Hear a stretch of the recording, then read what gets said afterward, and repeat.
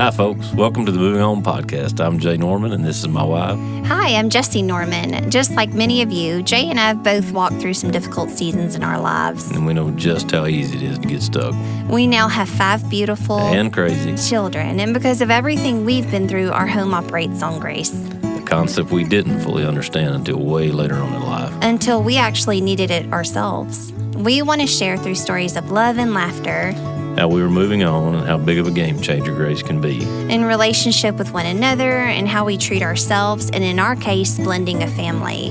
Something that may just require the largest amount of grace to date. Preach. You never know what road life's going to take you on. We have a podcast. Yes, we do, and we really hope y'all enjoy it.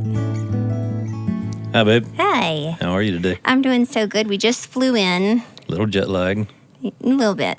Missed a couple of flights. Today we didn't miss them. We got bumped. Yep, such short flights. It was like we went up and then we went down. We had some really funny flight attendants. And we lost our luggage once again. We're home with no luggage. We got home and our luggage did not. So we usually, when we finish harvest, we make normally a road trip. This year, we actually tried an airplane, and it was okay. It didn't save us a lot of time, but I didn't get a speeding ticket either, so that was good. And we had a good time, but glad to be home. Yeah, we had a really great time. The weather was so nice. I don't breathe really well down there. Something about the change in the air, I don't know, but it locks my lungs down. So now I've put it together because this summer is when I had that hard time. And down there is South Padre Island, Texas, and one of our favorite spots. We take our kids there in the summer. Yeah. And try to go ourselves once a year. That's all we've got done so far, but it's a place we really enjoy. It was nice. And so it's good to be back home, be ready to get back to the farm and see what's going on since I missed one day here. And we're just plowing and getting the ground ready and getting ready to put in another crop and doing dirt work and getting combines cleaned up and all that good kind of stuff. Yep, and we finished corn harvest and soybean harvest right last week before we left, and all of our good friends are entering into corn harvest. They are. Everybody is really busy this time of year and we're dry, and so there's a lot of work going on. Right. And so last week we had a birthday. Yep, our firstborn out of the 5 turned 14, which is outrageous. It is. It's pretty crazy that we have 14 and got 2 going into high school next year. It's going to get pretty wild pretty quick. It's crazy. And so on Lily's birthday, we celebrated. It was kind of a wild night. Just the 7 of us. We did, but we had a football game. We had a basketball practice. So we really only got about an hour with the 7 of us. But the comparison to how that birthday celebration was 3 years ago when we first got together compared to how it was this time was really remarkable. Well, going back, in a normal, standardized custody, usually on their birthday, the parent that they're not with, they go to their home for a couple of hours. So their dad and I kind of agreed, we usually just take them to dinner, the both of us. So he and I and the 3 kids, we went and got pizza, and then we got back to meet you guys after the football game and after practice. So it worked out pretty good.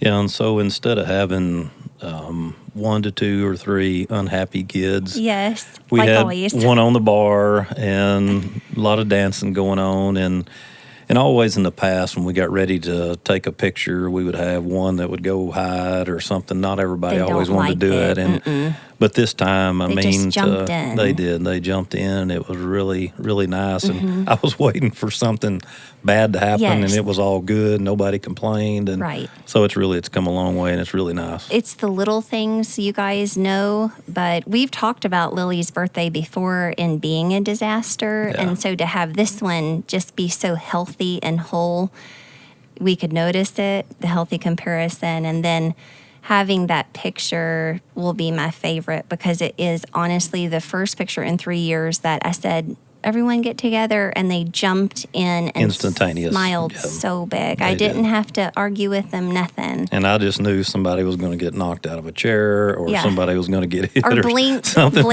Something bad was going to happen or somebody leave the room, but it all stayed together and it was pretty awesome to have. Right. So, babe, last time at the end, we talked about something exciting that we had added a third mic and that we were going to have a guest on the show. And so tonight is the night. I'm so excited. And so we have a friend of ours here. I have to tell my funny story about vacation. Okay, tell it. So we wanted to prepare, just like this summer we prepared all of our beach vacation for our episode. I wanted to prepare this beach vacation for this episode with our friend Jerry. And so we went to the beach, and I would just surprise, kind of like sneak attack Jay, like, I'm Jerry, ask me a question. And it was like our weekend prep. And so one time I go, just pretend I'm Jerry all weekend long. And Jay's like, I don't want to do that. I love him, but I don't want you to be Jerry all weekend.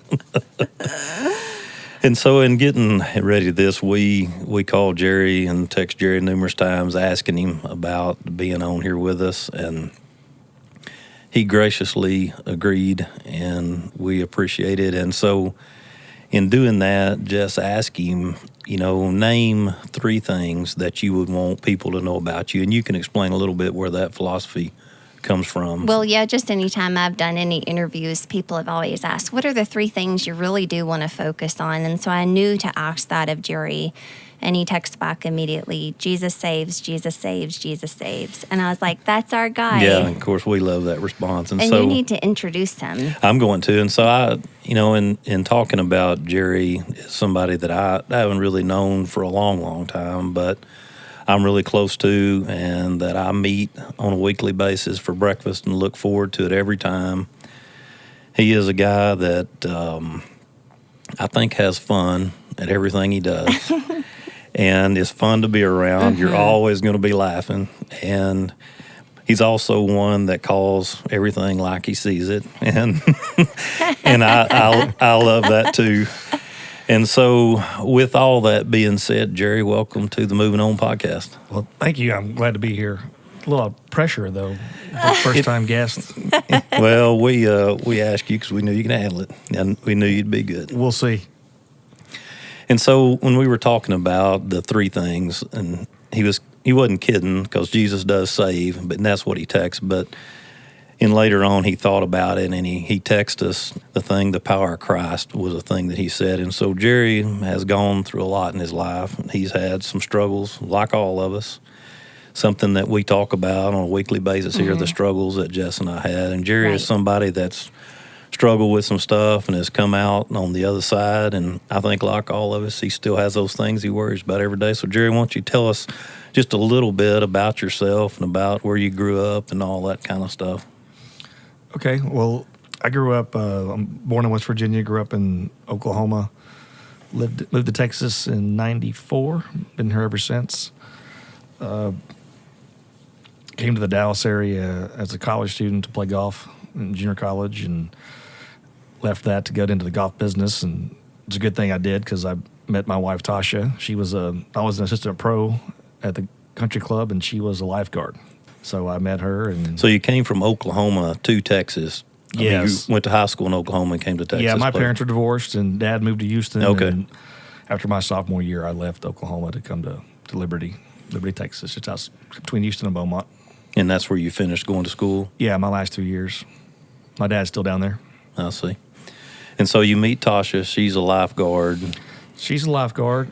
We ended up getting married. She graduated in May. We got married in June. So right after high school. Kind of that, if you want the ripe apple, go right to the tree kind of thing. So she's a couple years younger than me. Right. And so he listed the power of Christ, and we'll go back and revisit that. And then the second thing he listed was the strength of a faithful woman. That's Tasha. And so tell us a little bit about that. Well, we've been together for 20 years now, married for 18. Tasha is probably about one of the strongest women you're ever going to meet. She doesn't need me. I always tease her, she could do just fine without me. Luckily, she chooses to keep me around. Of course, this morning we were talking about it, and I told her this too because we had gotten a little tiff last night, and y'all were asking. We call those dust ups. Y'all were asking if she's going to come to this event, and I was like, no, and it's a good thing too because I got to talk good about her, and I don't want her to hear it right now. No, to be clear, he said, I got to talk nice about her, and right now I just want to choke her out. So. Which I told her that today, and she laughed. So, But yeah, she's a rock for sure. We can talk about my alcoholism, but when I start talking about sobriety, obviously you immediately give, all glory to God, and that's where I put my, I talk about the power of Christ. If you didn't know me when I was an alcoholic, and those that do, that see me now, really can go, wow. Yeah, you can see the transformation. You can see what Christ can do in your life. Tasha was a big part of that. I know when I was in recovery, I went to a recovery center for 30 days, which is like 10 years, okay, if you go to a recovery center. I mean, and the one I went to was optional. I mean, it was I checked myself in kind of thing. But you're there for 30 days. The first thing you have to do is sign a form saying that you're going to do whatever it takes to get sober. And once you sign that, they throw that in your face every time you try to balk on anything. Right. And one of the things they tell you after the fact, you have no cell phone down there. You have 15 minutes of phone time 4 nights a week. Wow. Which, that's nothing. Yeah. Especially at the time when, Blake was, 12 and Sadie's, not even 2. Right. I call home for my 15 minutes. Well, someone wants to talk to me for most of it. Right. And Tasha's wanting to kill me at this point, right? I mean, I've done messed up and done some stupid stuff, and now I'm in this recovery center, and she's up there, managing the kids and managing our life. Well, I'm down there getting to spend 30 days at a pretty nice place. Focusing she's thinking resort right then. Exactly, focusing on myself. Right. But she tells me she got convicted real early that she wasn't going anywhere. She's been praying for my sobriety for a long time. Right. And, I think she read something that when the prayer is finally answered, you can't discount the way it just because it didn't happen the way you wanted it to. Right. Doesn't mean it didn't get answered. Exactly right. Well, back up just a little bit. On your number 3, you listed how easy it can be to go down the wrong road. And you continue in talking about yourself. How did all that start? I mean, when did the alcoholism really become a thing? When did you realize it? Or I don't think I realized it till about maybe 2 or 3 years before I got sober. And by the way, how long sober now? Just over 5 years. I had 5 years in August. Congratulations. Thank you. So, but I mean, I knew I had a problem. You don't realize it until you get out of it, obviously, but you don't realize how it affects your decision making, which it really affected mine.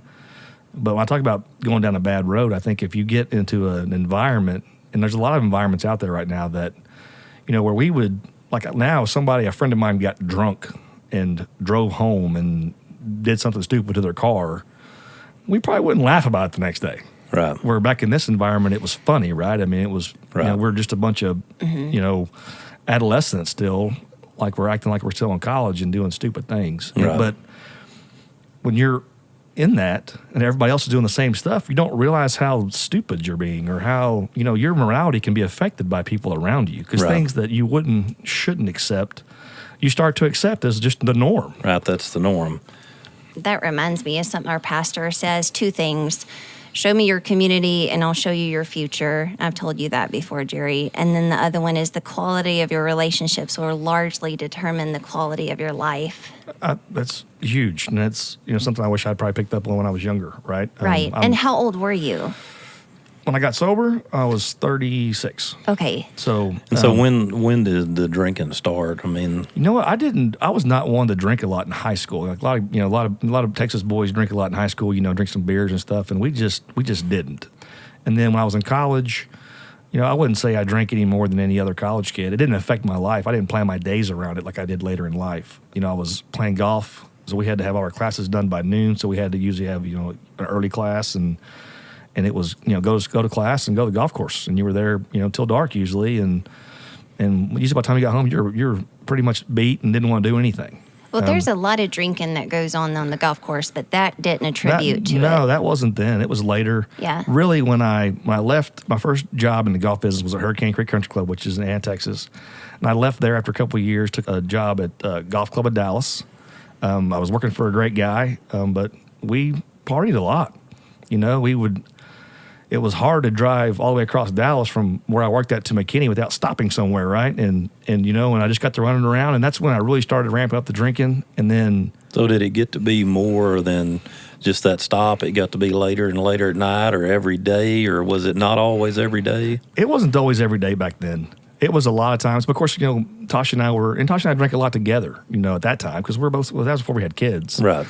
So she would come and meet me and we would go out and, it was just, like I said, it was just the norm. It became, but for me to, plan trips to bars to watch football games and stuff, I never watched a football game at home. If you wanted to watch a football game, you went to a bar and you sat there and you drank buckets of beer as fast as they can bring them out. That became the norm. And that was the way of life. Yeah, it was the way of life. And it was that way. And then I did something stupid down there, lost that job, and it was directly related to drinking. And it, right then should have been the event that you went, you know what, you're not very good at this. Right. But it wasn't. So did it start out as just afternoon or night and then transition into the day, or how did that drinking and what I mean? Yeah, I mean, I had so much time and availability. Okay, so basically, working at the golf course, I mean, it's readily available whenever you want to drink. Even working there, it wasn't a big deal to have somebody throw a margarita in a styrofoam cup and let me drink on it while I'm doing whatever I'm doing. Right. And like I said, I was still young at the time, 23 years old, but just wasn't making very good decisions. And like I said, lost that job. Should have been an eye-opening event for me, but it wasn't. And that's how the cycle of alcoholism goes, is usually you drink and drink and drink until something happens that kind of opens your eyes. And it'll slow you down for a little bit.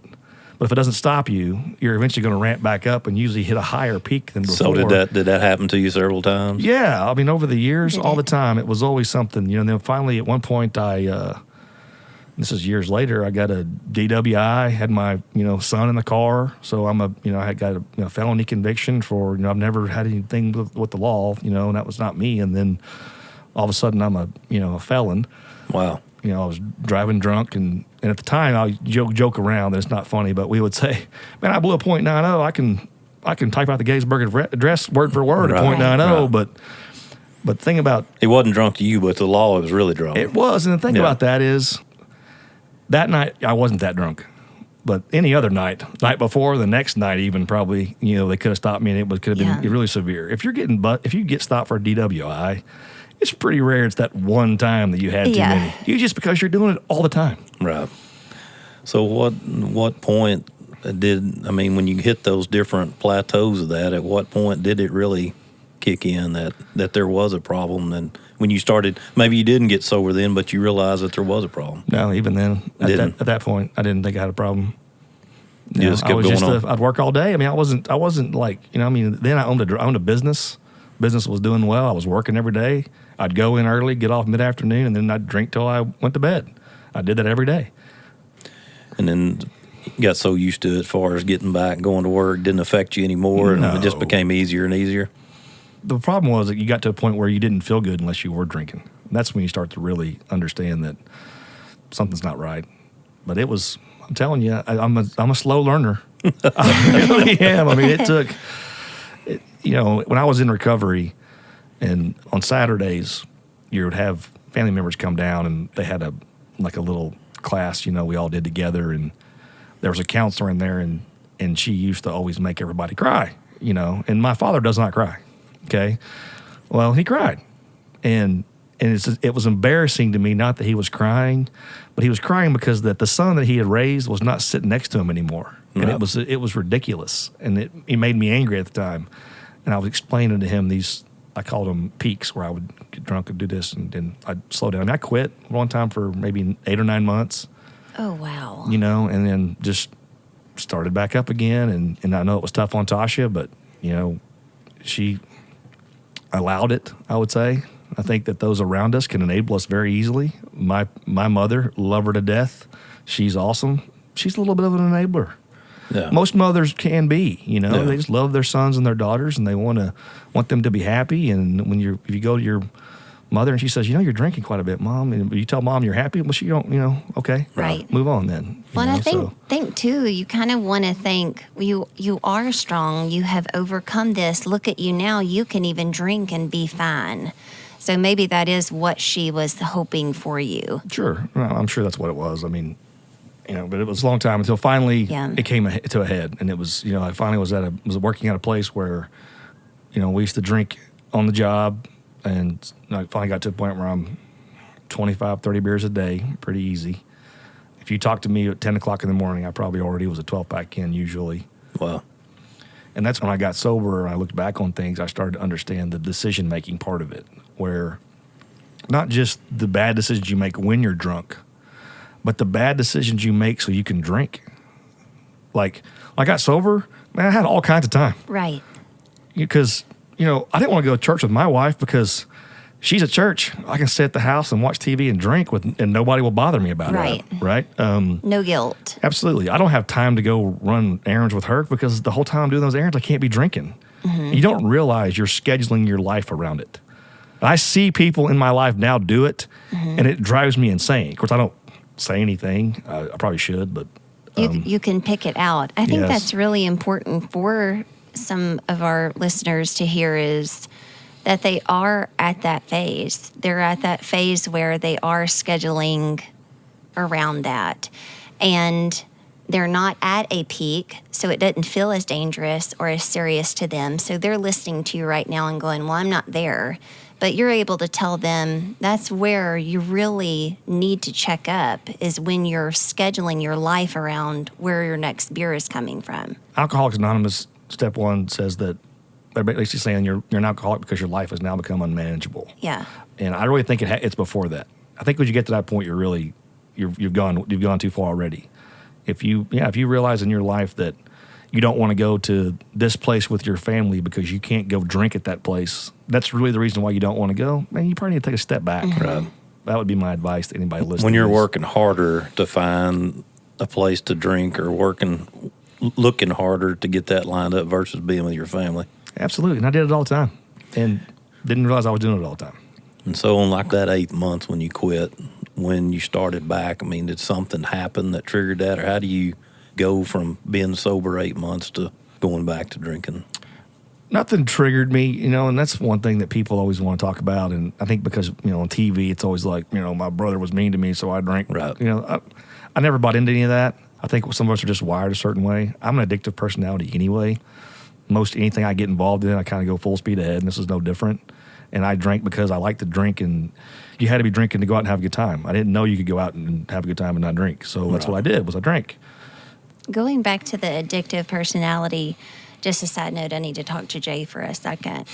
Was it Jerry that drove to Oklahoma for a bowling ball? Yes. Yes, it was. Yeah. Right? 2 bowling balls, actually. And was it Jerry that ate at a place that wanted to take us to, so he's going to rent a van to take us back to that Mexican place? Yes, we are. That would be the Okay. same Jerry sitting across from me. You can keep going now. I did say he was a fun-loving guy. He was that for sure. I just didn't embellish on it. We're not just going to eat at this restaurant, Tasha. We're going to rent a van and load our friends up and We're take them taking everybody. back here. Yeah, we need to go soon. The state fair's in town.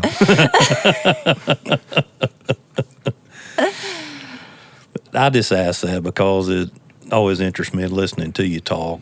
Obviously, it was a long process and a lot of stuff happened. I just wondering what led you from one thing to the other. And then, when you talk about Tasha being the rock and being what kept you going in the right direction when you got there, when you were like at those 8-month deals, how did that affect things? Well, unfortunately, I don't remember much as far as when I got off the 8 months. I know there was a golf tournament involved. I want to say I went to Lufkin for there used to be this big, and it probably still is, a big amateur tournament down in Crown Colony in Lufkin. And I want to say I went down there on a road trip. I just sold my business and was kind of, woohoo, right, I'm out done with that. And I think it was kind of like, I'm going to be down there, and we're going to be down there for 4 or 5 days with just a bunch of dudes, and I'm going to drink. And that's just going to be it. And the friends I have now, you guys are going to be grabbing me in the headlock if I'm trying to drink on this trip. Right. Not these guys. They're like, yes, Jerry's back. You know what I mean? Because they're all drunk too, and they're like, whoa, here we go.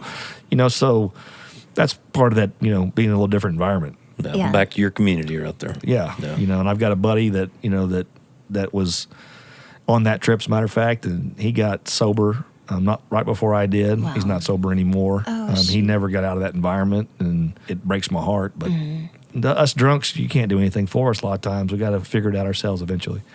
So when you talk about finally putting the brakes on and deciding to go to rehab, was it ever you wanting to do it on your own, thinking you could do it on your own? Or was it you always knew you were going to have to go to rehab?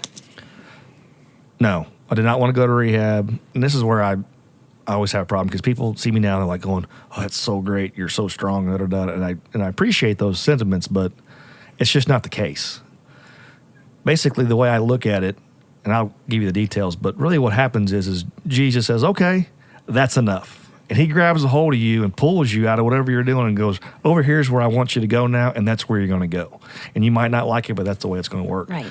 So basically what happened is I'm drinking at my job, and who was a good guy, a good friend of all of ours in my same group of people, and I did some stuff to him at his place of business I shouldn't have done. Okay, and it's embarrassing stuff now, but I mean, like I said, alcoholism, does things to you. And for me, I used to do these things, know I'm doing them, and look up and go, "I can't believe I'm doing this," kind of thing. But anyway, so that kind of, when those things came to light, I mean, then it was like, what? Now you're losing your job. And see, it all came to a head. It wasn't like I just went all of a sudden, I need to quit this. I don't want that credit. Believe me, I didn't. Right.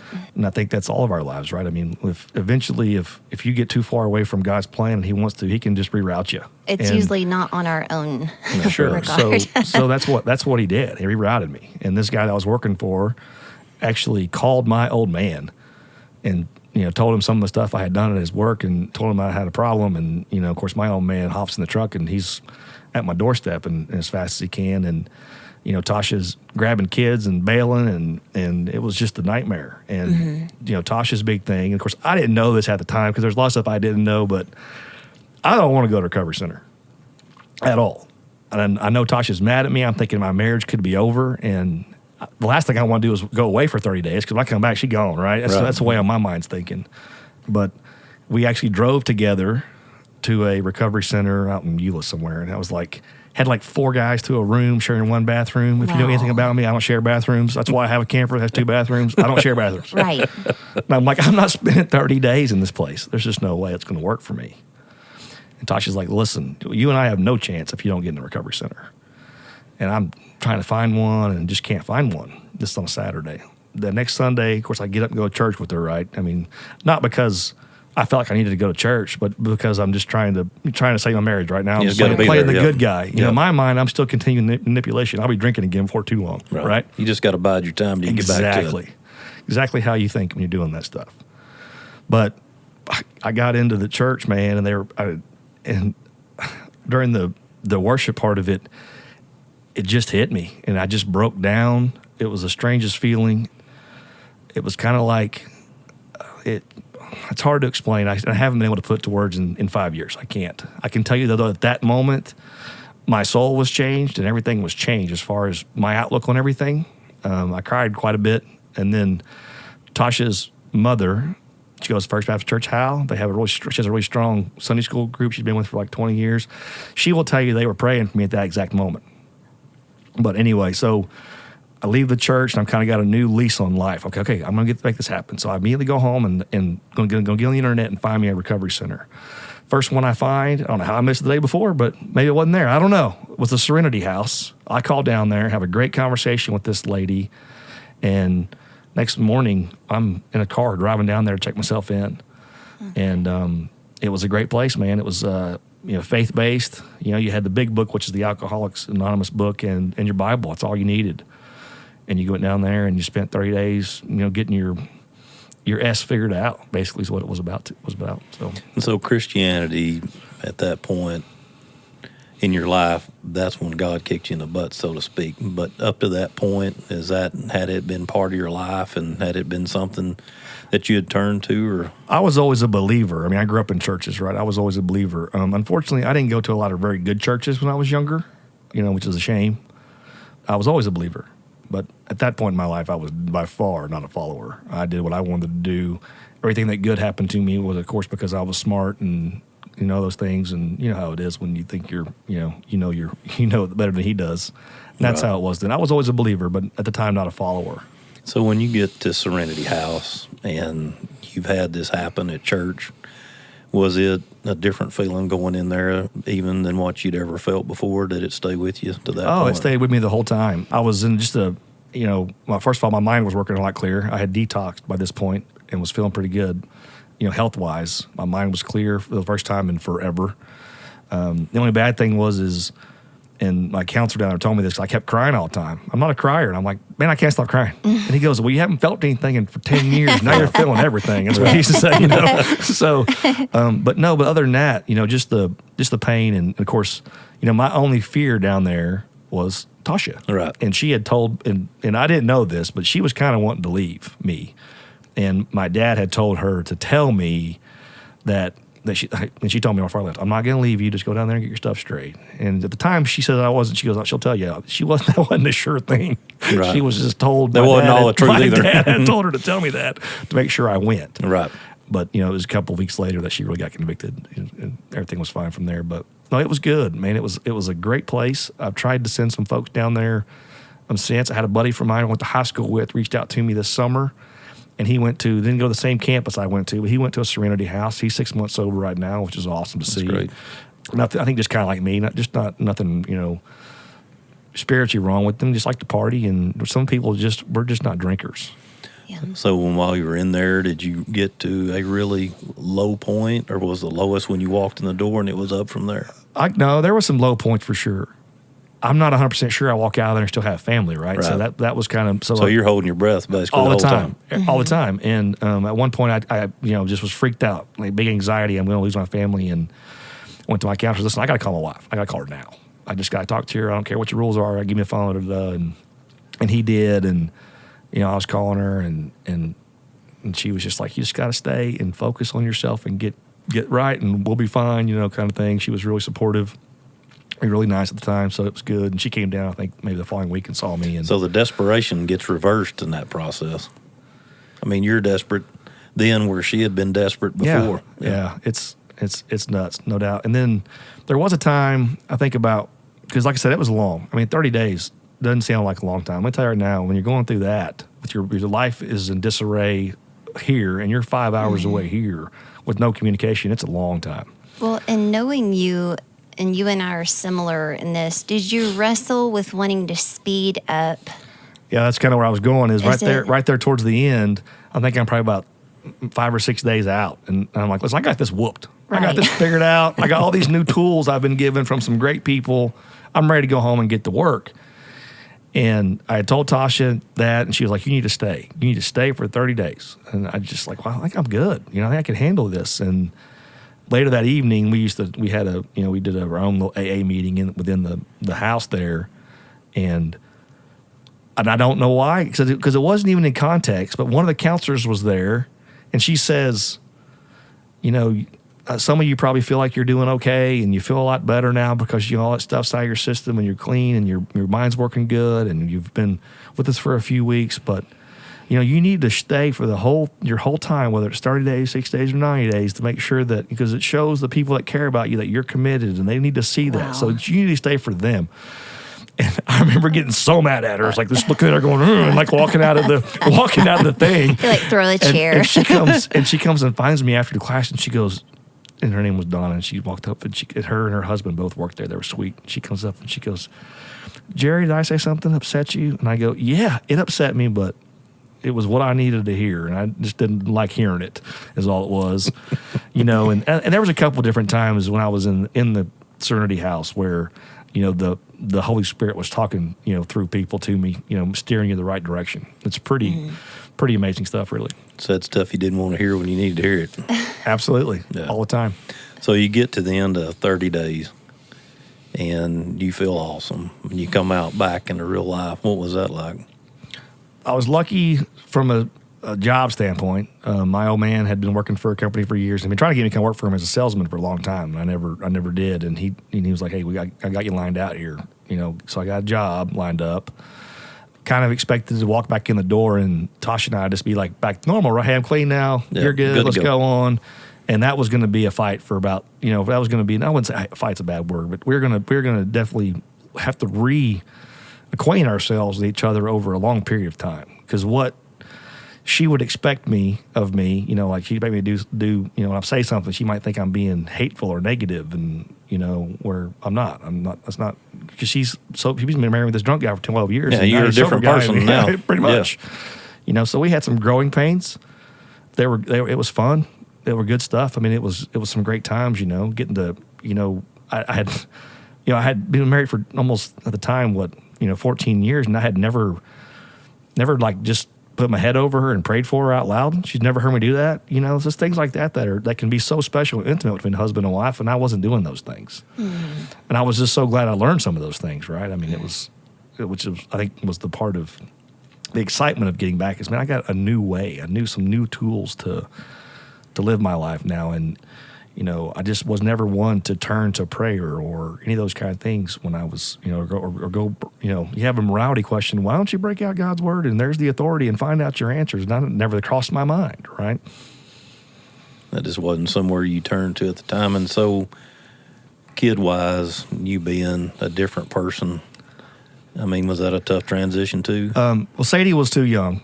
She wasn't even 2 years old yet when I got out. So, for her, he was gone for a little while, now he's back, whatever. Bubba, it was a little tougher. A couple things. I missed his birthday and the first day of dove season, which for us is a big thing. I mean, since Blake was 10, first day of dove season, I mean, I'd take him out of school. If it fell on a school day, he wasn't going to school. It was first day of dove season. We dove hunted together, and that was our thing. I missed that while I was in recovery. That's tough. He came down there one time to see me, and it's so funny. We were playing, had this little basketball go out front. We were shooting around, and he looks over and looks around, and he goes, "Daddy, nobody's watching you right now." He goes, "Let's just get in the car and go." And I said, "But I'd love to, but..." Like it's prison. Yeah, I said, "But I'd love to, but I'm down here because I need to be down here." God, I said, "But just a couple more weeks." Oh, gosh, just rip your guts out. Yeah. I said, "A couple more weeks and I'll be home, and I think you'll enjoy it." So, of course, now he's got a really strong faith, loves to talk about Jesus, and he'll tell you that my sobriety had a huge effect on him. Sure. And that's kind of where he's at now. So I can't be prouder. He's a good kid. He's the youngest pastor I know. Yep. He is. He's been preaching for a year or two. Well, he got to preach at our church. They do in the summertime, they do like a family service, and he got to preach last summer and again this summer. Summer, and he would have been how old last summer? 16. And he killed it. Yeah, he's pretty good. And he likes to, he gets excited about talking to people, about Jesus. He went on a trip to Amarillo with the ag department like last year, and he comes back home. He's been gone for 4 days, and I'm like, "Man, well, tell me about your trip. How was it?" He goes, "Dad, it was awesome. I got to talk about Jesus like 8 times. Wow. I got to spread the good news." And I'm like, well, it's amazing to me that he talks like that, because I never talked like that. Oh my gosh. Yeah. Well, and you talk about community and the three sitting here in this circle, just how much it means to me. And Jerry and Tasha were my friends for years before Jay and I got together. Yeah.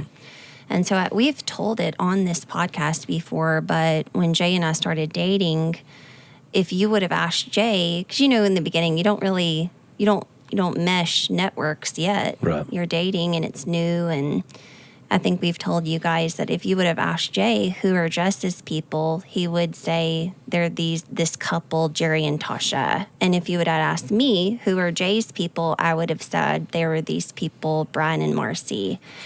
And we knew this for months. Yeah. And then one night figured out that Brian and Marcy are aunt and uncle to Tasha and Jerry.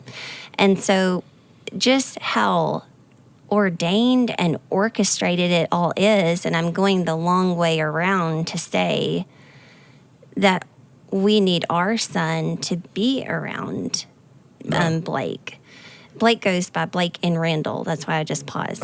And so I love the name Blake, so I stay calling him Blake. But he likes Randall better, right? Yeah, in about 7th grade when he went to junior high, he changed to Randall. Which is his first name is Randall. It's Randall Allen Blake. And Tasha will call him Blake. We've been calling him Blake since birth. And so we still call him Blake. Yeah.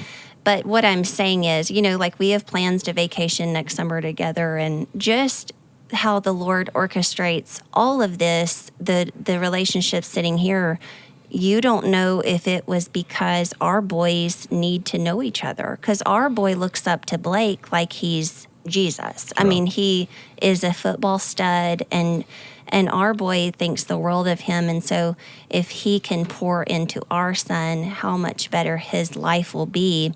And that is because of what he's walked through with Jerry. It's just all so beautiful and perfect how it's done. Right. Mess ups can be perfect. Yep. There's no doubt. And I always, I lost all my friends, right, when this thing happened. couple of reasons why. One, the guy I was working with was friends with all of in our circles, and I kind of did him wrong, so they were disappointed in me, which is fine. And also, you start to realize, especially if you're an alcoholic, that people you hang out with, drinking with, really aren't your friends anyway. They're just your fellow alcoholics. They're people like to hang out with people that do the same thing you do. Once you quit doing that with them, they kind of don't want to be around you anymore, which is fine. So I had no friends, really. One of the first people I met was Chris, at First Baptist Melissa. He's teaching our small group, and of course our relationship is, he's one of my best friends now. We've been together, we spend a lot of time together. We hunt together. We got, do life together, and it's great. He's a big influence on me. Good man, just really a good person to get to spend a lot of time with at a very crucial time in my life, where I'm trying to figure out who I am now and who I want to be, and who and those kind of things. So that's been a big help. Then I meet, start going to TBR and met some good folks. Jacob and Sean, and of course we meet Jay. Just in that our breakfast meetings. That's of course 95% of it is just us BSing like men do when they get together. But that 5% can be big. The 5% when we get off maybe into something serious, or talk about something we're dealing with at our jobs or with our wives, and those kind of things. And that's a big part of my week. Well, and that's what talking about Randall pouring into our son. That's, for me, sitting here talking to you is a big deal for me, because I really never had that kind of relationship with men until you and I had that relationship, and Jacob and Sean, to sit down and discuss those things. Those are things I kept to myself and in my head. I did not discuss them with anybody. So, for me, it's a full circle deal that, all you went through a lot of this too, for you and I to have that relationship. Do you mean the full circle where you stole my friends? Is that part of the, where is it on the circle? You always accuse me of that, but it's not on purpose. Well, that's a good group of folks for sure. So we had a scripture that I wanted to read, and it's in Psalms 103:12, I want to say. And it says, "For as far as the heavens are from the earth, so great is his love for those that fear him. As far as the east is from the west, so far as he removed our transgressions from us." We talked about that in the last episode, where we can get so stuck and so stricken and strangled in our sin that we're scared to even move forward. And God tells us that once we ask forgiveness from him, that he remembers it no more. We ask him about it, and he doesn't know what we're talking about. He casts it as far as the east is from the west. And it's in that security and it's in that grace that we are able to move forward. And that is why we're here, is we were there, we were in that pit. And you always say your past does not define you, and Jerry's a prime example of that. Yeah, I know when you come into these relationships where you can feel judgment for others or even for yourself coming back from that other person, and we used to say they don't have the fire in their eyes. They don't have the fire. They haven't walked through something to be able to have the grace and the compassion for others. Those aren't our people. Yeah.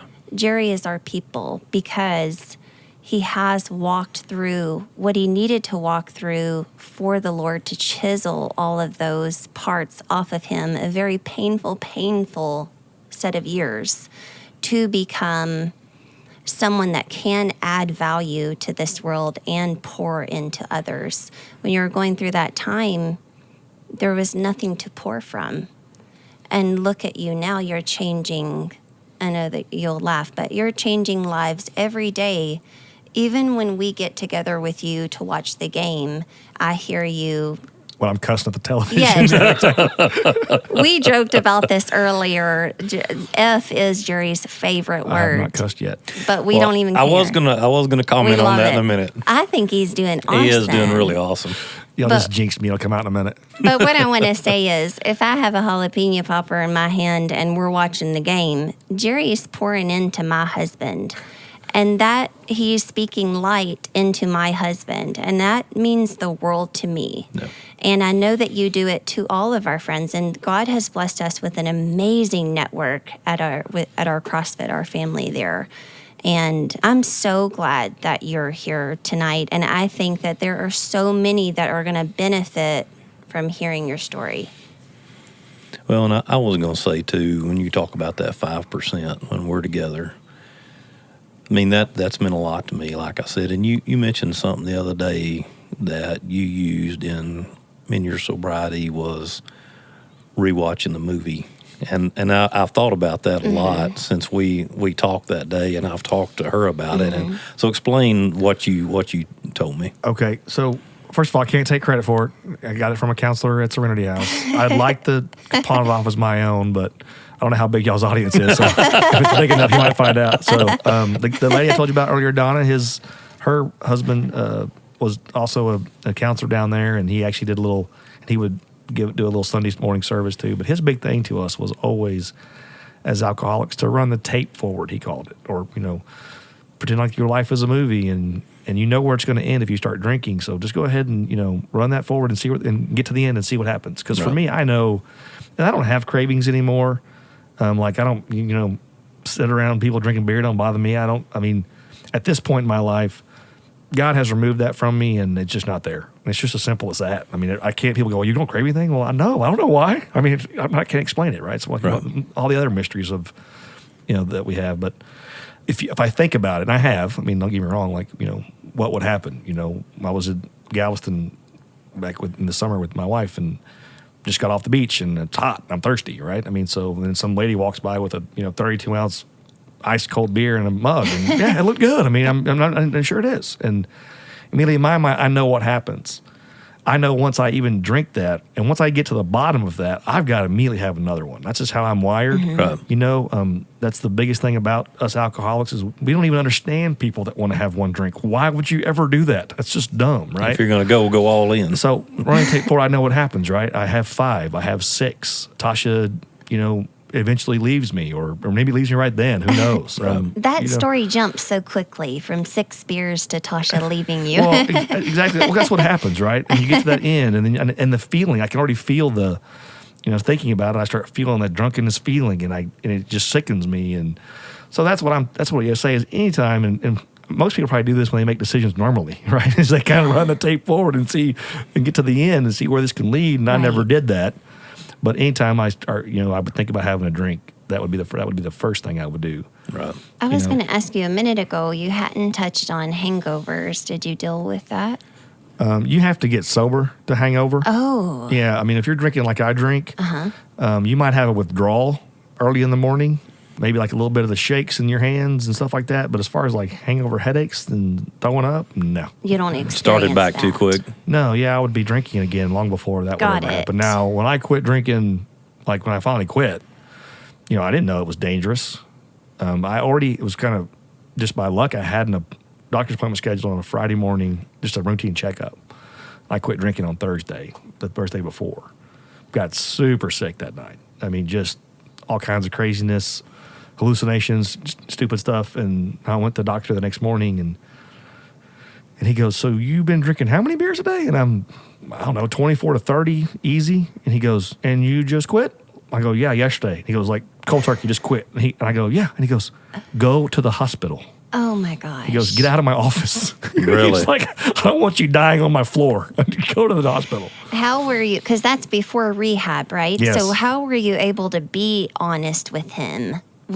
People lie about that stuff all the time. But I don't think you were ever dishonest about it, were you? No, I never really tried to hide it. Don't get me wrong, I tried to hide it from Tasha sometimes, right? But for the most part, and it was just who I was, and like I said, you're in an environment where people laugh and joke about it. Yeah, like it's funny. It's funny that Jerry drank 30 beers yesterday. He's going to do it again today. But I tell you how stupid it is, and this is off topic. We're getting off a tangent here, but just real quick.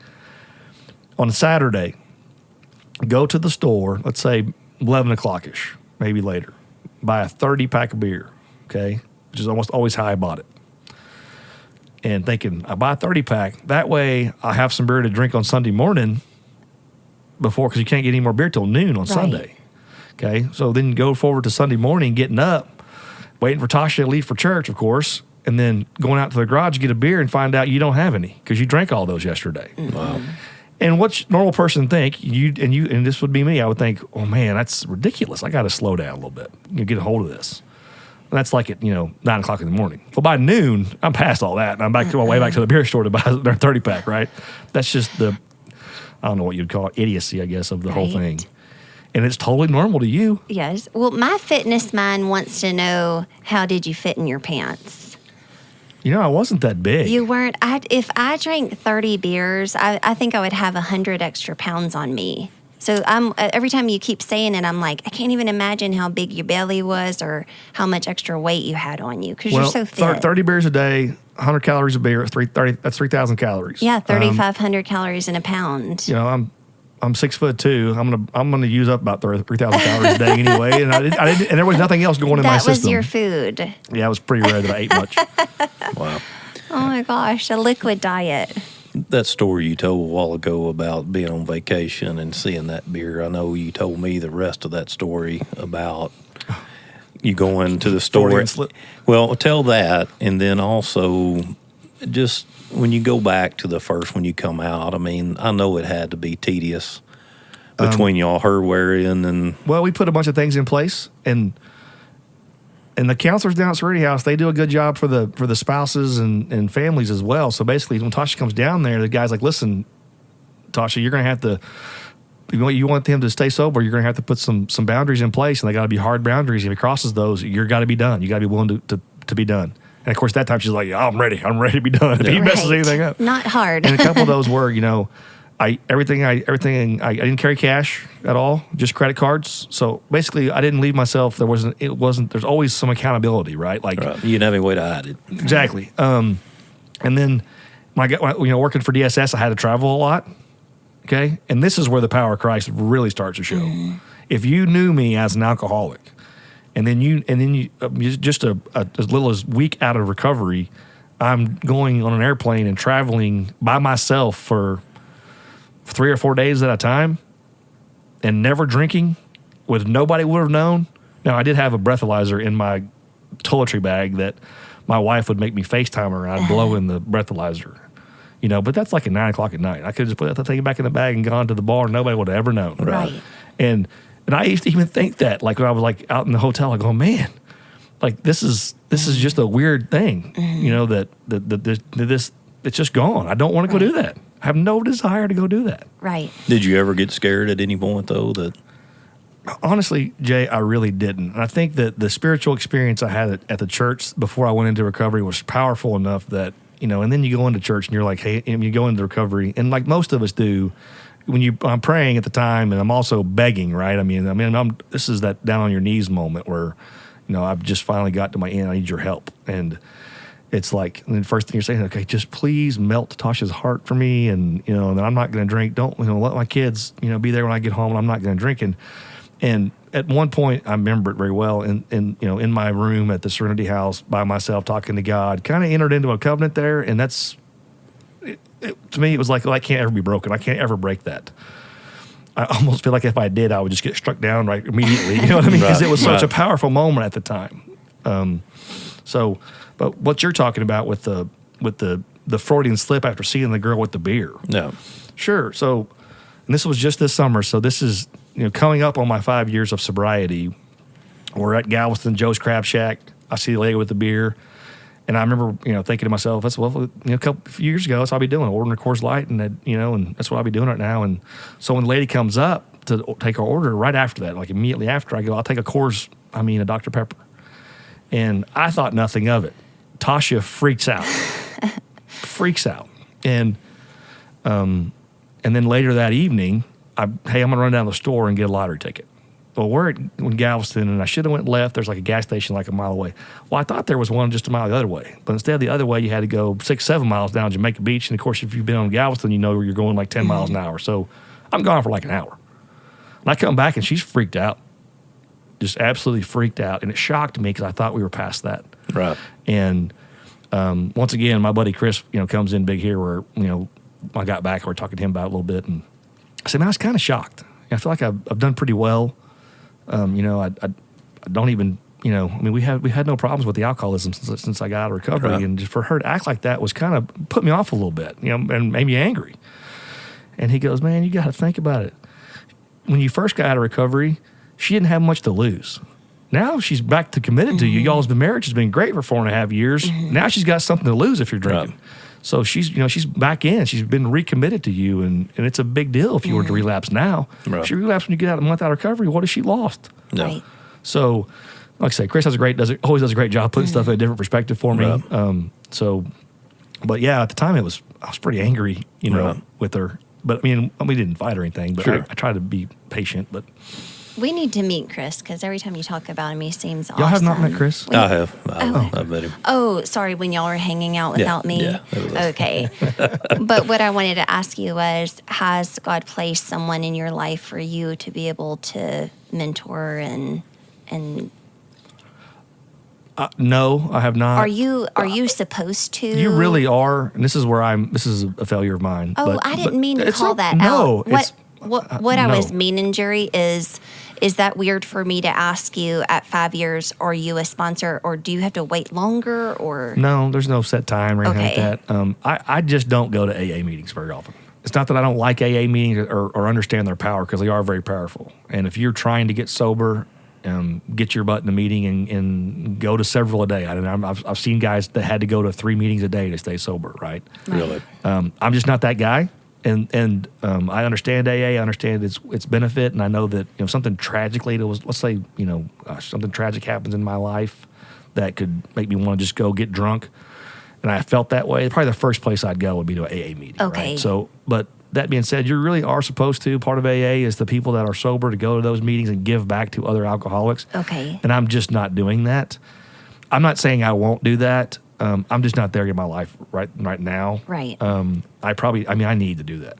Believe me, when you guys texted me about this podcast, I'm thinking to myself, man, I'm terrible at that stuff. I really don't think I should do that, but I need to. I need to tell my story, whether I really want to or not. I kind of need to go do that. I don't think he's terrible at all. I don't think you are at all. It's been really easy. I'm telling you. And when you talk about your story, is there anything else that you want to talk about, or something we missed, or something that's really important to you, or that you want to address? If you're out there and you're struggling with alcoholism or those kind of things, you've got to understand that you have not done anything too bad or worse than that you can't be forgiven for. I felt at first I was a little bit embarrassed when I got sober, right, of just some of the stuff I had done when I was drunk. Luckily, I don't remember most of those anymore, but then one point it kind of dawned on me. I had to go be around some of those old guys that I used to hang out with, and Tasha was like, "Are you going to be okay? We don't have to go. We have to go." And the way I looked at it is that I don't feel like that our Father pulled me out of my alcoholism and got me sober for me to walk around with my head down. Right. Okay, so so I walk around with my head up, and I've done some terrible things in my life, things I would sure not put on this podcast. Sure. Right? I don't want anybody to know about, but you can be forgiven for those things, and there's the worst days sober are better than your best days drunk. I'm telling you right now, it's just a fact. And you see it on slogans all the time, and it's on T-shirts. On T-shirts, and you see it on wherever. The famous verse. I can do all things through Christ. And that's a great verse.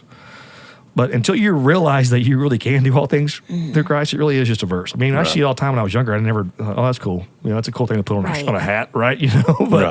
But until you really go to an airport and sit on a 4-hour layover as an alcoholic and not take a drink, until you go to a hotel room by yourself, for days at a time and don't take a drink, until you do those things, you have to realize, you really can do all things through Christ. And people really need to understand that. When you were talking a minute ago about being in church and having that, what Jay said, kick in the pants, where God did work in that place, in that building, I know exactly what you're talking about. And to me, because it did happen in my life exactly the way you described it, I was a Christian since I was 8, born again since I was 8. And at the age of 32, that moment happened in my life. I feel like your whole life you want God, but until you walk through these seasons and get into these pits, you don't know that you need God. And you don't understand why he's called a savior, because you just think that's a title and that's neat. It's a neat name for him. But until you realize after walking through what you've walked through that you need desperate saving, and that it can only come from him, And I think why that moment is the way it feels is because it's like this desperate giving up. Like, I'm done trying by myself. I need you to save me. And that's when he can come in at that point of desperation.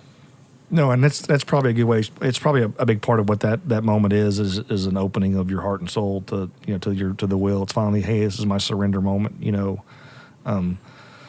No doubt, and there's no doubt that there's so many words that us Christians use that we don't know. We don't know. Grace meant nothing to me. Us either. For the longest time, Us right? either. And now it's like my favorite. It's like, let's talk about grace because it's pretty cool. Yeah. That's kind of my thing. And like I said about the Bible verse that you'd see all the time because it was it was cool, so everybody liked it. And didn't mean anything to me. Now it means everything to me, and those kind of things. So. I've had that same moment with that exact verse because it is overused and it's taken almost out of context, because if you do read the verses before it, it puts a whole different dynamic meaning on, in any situation, I can do this through him. And because we have our excuses and we have our reasons that we can't. I mean, we talked about the cussing, and we haven't got into it yet. But 2 weeks ago in church, between services, we're leaving the sanctuary, about to go to our small group, and they had a big spread of pastries. And there was a blueberry muffin. I'm telling you, it was bigger than a softball. I'm telling you, it's the biggest blueberry muffin I've ever seen. And my wife goes, "Well, just get that muffin." And I'm like, I can't eat that big ass muffin. And I said it in a normal voice. And then she walks off, and I'm like, "What's wrong with you?" And she, typical, I'm chasing her. I've made her mad, and I don't know what I did. See it. And she goes, "Did you hear what you said?" And I go, "What'd I say?" She's like, "You said big ass muffin." I'm like, "Did you see that muffin? That was a big ass muffin." And then she just rolls her eyes and walks off. But here's the funny thing about it is she always goes, "Are you ever going to quit cussing?" And I'm like, "Yes, I will one of these days." And I haven't yet, because I haven't asked yet, right? I know that at any time, if at any moment, I can get down on my knees and say, "Lord, this is a failing of mine. Right. It's something I need to get past. I need your help. And I'm telling you, I can kick it." And I know that. And I know that with anything we do. It's like, when I first got out of recovery and I was eating ice cream every night, I was like, "Okay, God, now I need some help with this." Okay. And that's what's great, to know you have that, and to know that there's a power out there that can help you through things. And the cussing, I'll get rid of it eventually. But right now, I was telling Tasha, my vocabulary is limited, and I need the F-bomb for emphasis all the time. If I can get some more words, I'll stop. One of my funniest stories with Jerry is his dog went missing, maybe. I don't remember what happened. Eaten by a coyote? No, that's the end. You just gave away the end. I'm just teasing. Either way, I had one of my little ones, three of my little ones at Jerry's office. We were bringing Sadie something. And he gets going on how his one dog drug his dead dog up to the porch. And this is in front of my little girls that think dogs are Jesus. And so I'm covering their ears and walking off, telling him bye as he's telling the story. Well, that's not all on me. Some people tend to let their kids know the natural order of life and that dogs don't live forever. Let's not talk about our one dog dragging our dead dog. See what we're dealing with? He doesn't even know. No, not at all.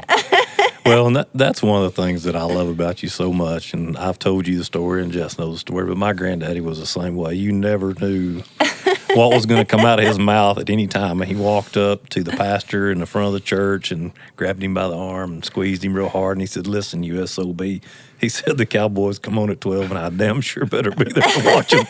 And I just always, that's one thing that I appreciate about the way you are. And I thought about giving a warning before we started the podcast to listeners. If you have children, might have to bleep a little bit, but you've done really well. When I was going through my darkest seasons, I had to go through several counselors to find a good one. But when I landed on a good one, boy, I found one. And my mom was like, "What do you like about him?" And I'm like, "Well, in one hand, he holds the Bible and says F so readily and in scripture almost." And I just loved it. I could relate to him, and I knew he was real and raw and genuine.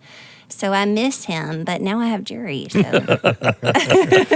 Well, I know there was a couple guys I used to, we coached together all through Little League, coaching our sons from the same age, and we coached and stuff. And when I got sober, of course, I lost a bunch of weight right off the bat, and I going to a football game or something, and guy walks up and he goes, "Man, Jerry, you look good. He goes, that sobriety looks good on you." And I'm like, "I appreciate it." He goes, "Well, I'm glad you're doing well and all, but I sure miss it when you were drinking because you never knew what you were going to say next."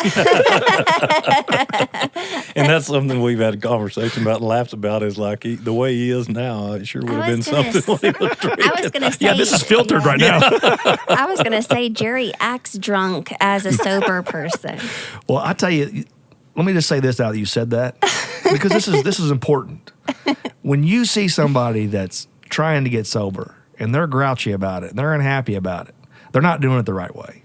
Okay? This is where you can change a lifestyle and still be happy. We call them dry drunks or whatever, in AA and stuff. And it's tough. And it makes me sad that people struggle with that. Mm-hmm. When you see the guy at the party that, he can't drink, so he's over there and he's kind of pouting about it, right? And he's unhappy about it.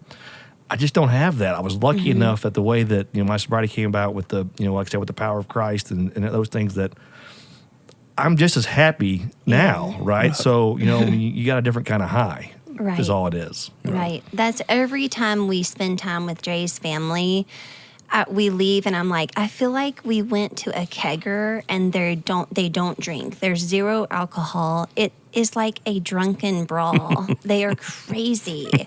And that's why I love being around them so much. Yeah. My family's the same. Oh, yeah, for sure. So I get it. I like that so much. Yeah. So, Jerry, you got anything else story-wise that you want to tell us? Nothing's just jumping out at me right now. I really appreciate the the opportunity to talk about this stuff. I would just tell anybody listening, like I said, if it's something you struggle with, and it doesn't have to just be alcoholism. There's other addictions that people have, drug addictions and sex addictions and all these other things people have, The answer is right there. It's not hard to find. You just got to open up yourself and surrender a little bit to God's will, and there's a very, very full life on the other side of it. Well, and that's one thing that always pops out to me whenever I talk to you and you talk about like replaying that movie and different things, is just how relatable all that is to everything that we fight in life. Yeah. And we go up against everything that's after us, and all the situations we get ourselves into. All that stuff's relative. And I think that's another probably something you can take from it is one reason why, and I feel like I'm a pretty happy person, right? I feel like I'm in a good mood. 90%. I think you're a very happy person. I'm sure I have down days like anybody else. I still have anxieties like anybody else. I still have my sinful worries, those things. I'm far from a good Christ follower. I feel like I fail at that every day, several times a day. But when I was younger, the only way to do anything was just to drink, right? That was what you just did. Where, now if I have anxieties, I can say a prayer. I know some people struggle with sleep issues. Tasha will tell you, we turn the lights off and she shuts me down, and then I roll over and go to sleep. And I just do. I go right to sleep. And it's very rare that I wake up and can't go back to sleep. The only time that ever happens to me really is because I have a full day and I'm already starting to kind of put stuff in order in my head, what I got to do that day. Right. But I don't ever wake up worried or anxious. I just don't have those anxieties anymore, and that's just the product of being able to deal with those things now in a different way, and to hand those off. I don't need those. Mm-hmm. Or somebody else can hold that stuff for us. Right. Yeah, that's got to be a huge weight off your shoulders. And going back to Tasha shutting you down the other night brings me to my next topic. I didn't think you caught that. I accidentally laughed, so I'm going to have to bring it back up. But what I was curious. You guys, Jay knows, and our friends know, need to get a room. And what you guys need to get a room. You know that. My question... Needed a camera on that one, but go ahead. He's acting like he doesn't need one, and he does. My question is, were you guys always this affectionate and this playful and...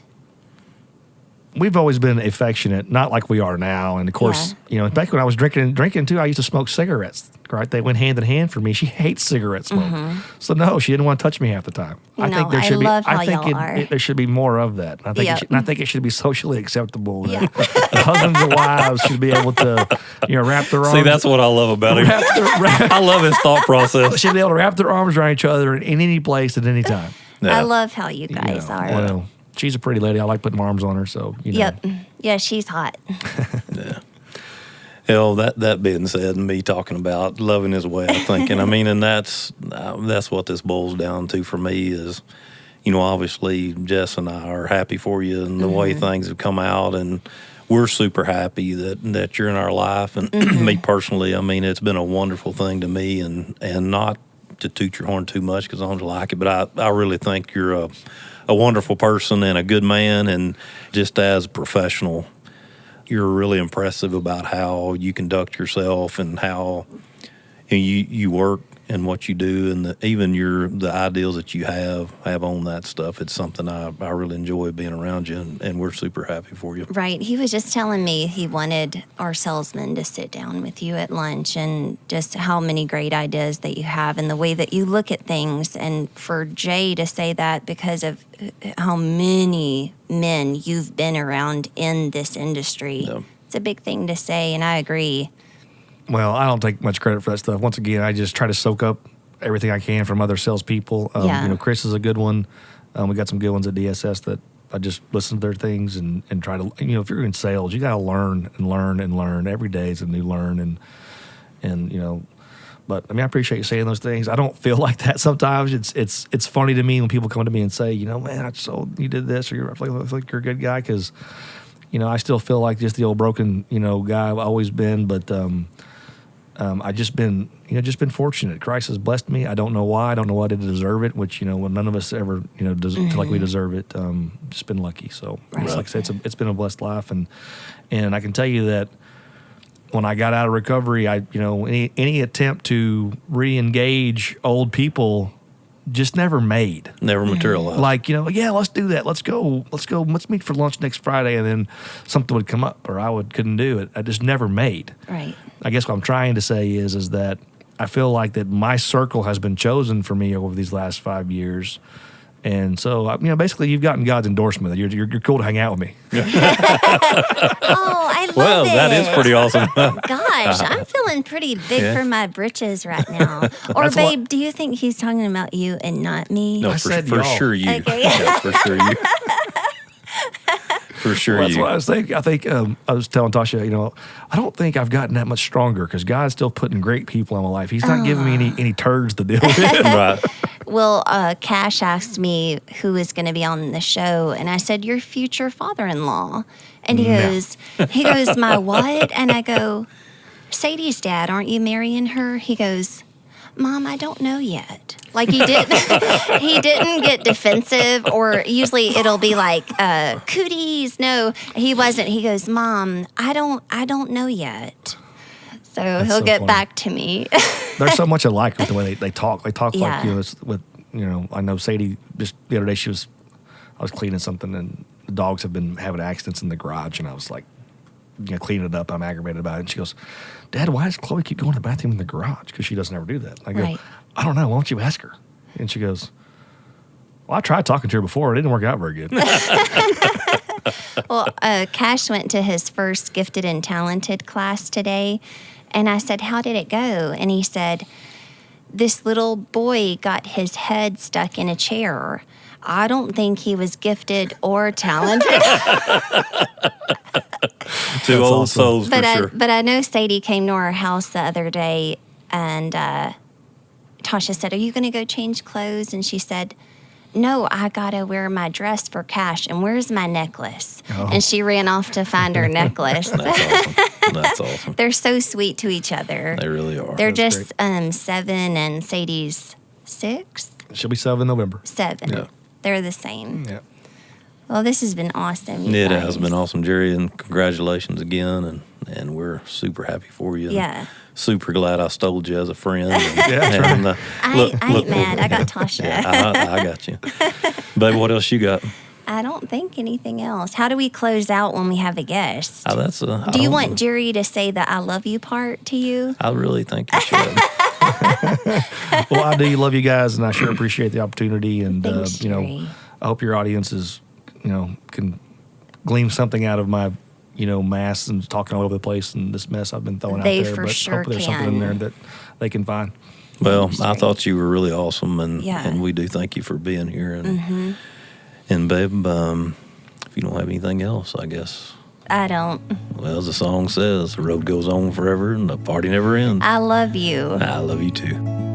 We sure appreciate y'all listening today. If you'd like to follow us on social media, you can search for us, Moving On Podcast. That's 3 words, on Facebook, Instagram, and YouTube. We would love to hear from you. With ways you're figuring out how to drop the ropes in each of your own lives, and even ways that you're not. Hell, that's just as entertaining to us. See you in a couple of weeks.